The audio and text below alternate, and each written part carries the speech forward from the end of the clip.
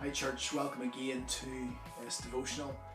For today, I want to encourage you today that wherever you are, we're praying for you, for safety, for protection, and for just connection at this time, especially if you're in the NHS or you're a frontline worker. We just so appreciate what you're doing, so be encouraged today.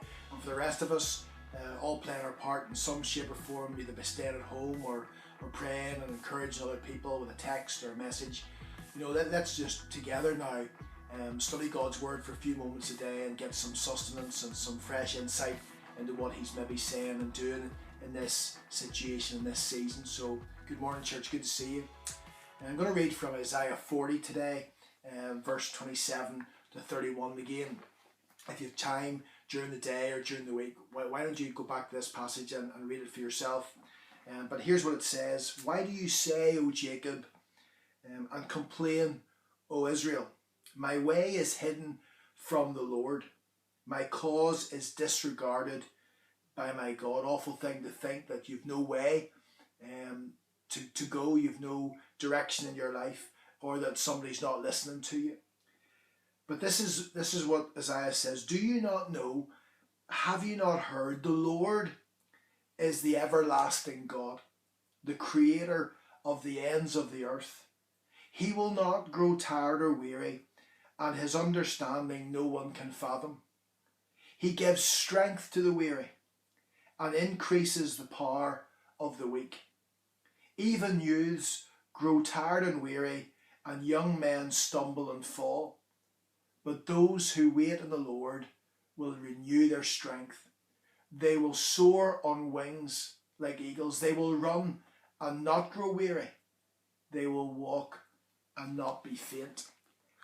I've entitled this devotion today, Rest or Blessed. Rest or Blessed. And again, Isaiah points out so simply that in life, sometimes we lose our way and we need direction. And that certainly was the case for the people of God at this time in their history. There was a lot of upheaval and a lot of stuff going on that caused them concern, and so it is in our current situation as well. But what do you do next? What do you do when you're not sure what to do? And that was the question that Isaiah was asking. And it's a good question, and hopefully the answer he gives will satisfy us too today. I've heard a lot of people, some of my own family members saying, look, I don't know what to do next. Lockdown has actually had some benefits.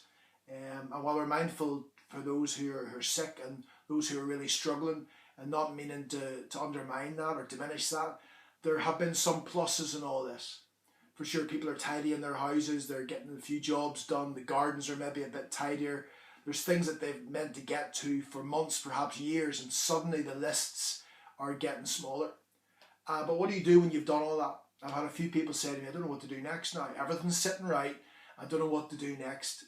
And somehow, when we're given an opportunity to slow down and to stop, we fill it with other stuff.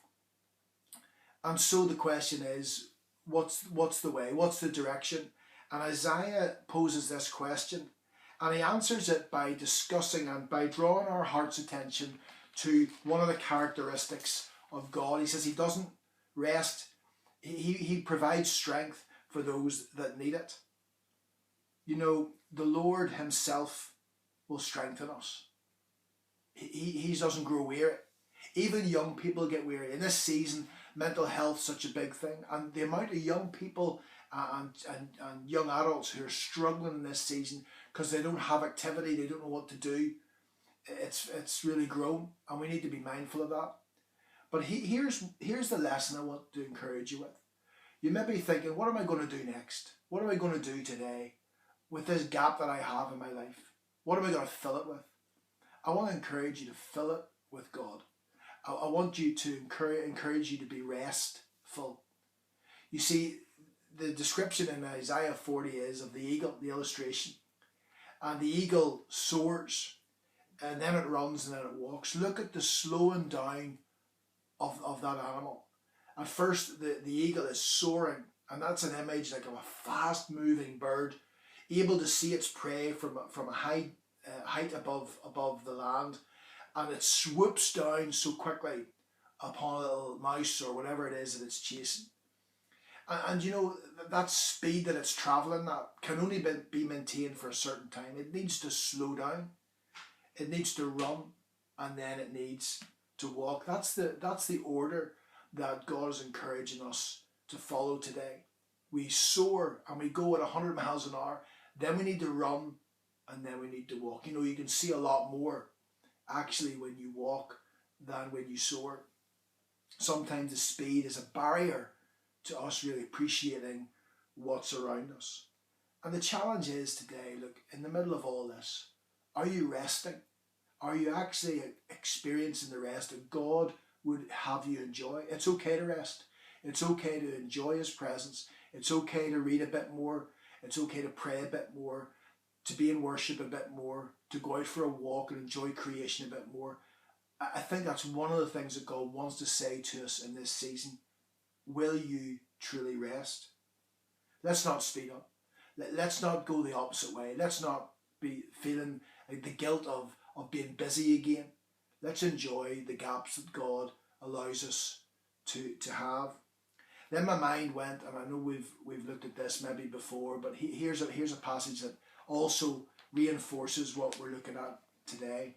Psalm 1, blessed is the man.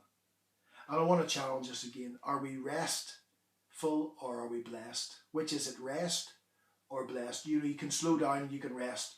You can get recharged. You can get the energy that you need. But the truly blessed man slows down even more than that person in Isaiah 40.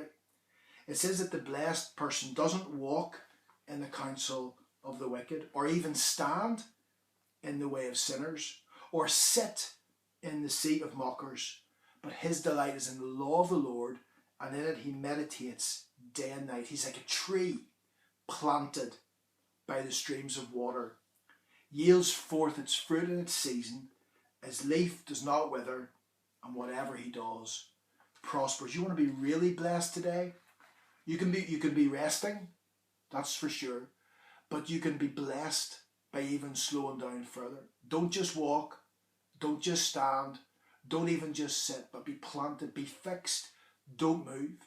Because when you're in a place, in a position where you're not moving and you're dependent on the source which is at your side, that is Jesus, then you will flourish. Your greatest productivity comes from you doing very little.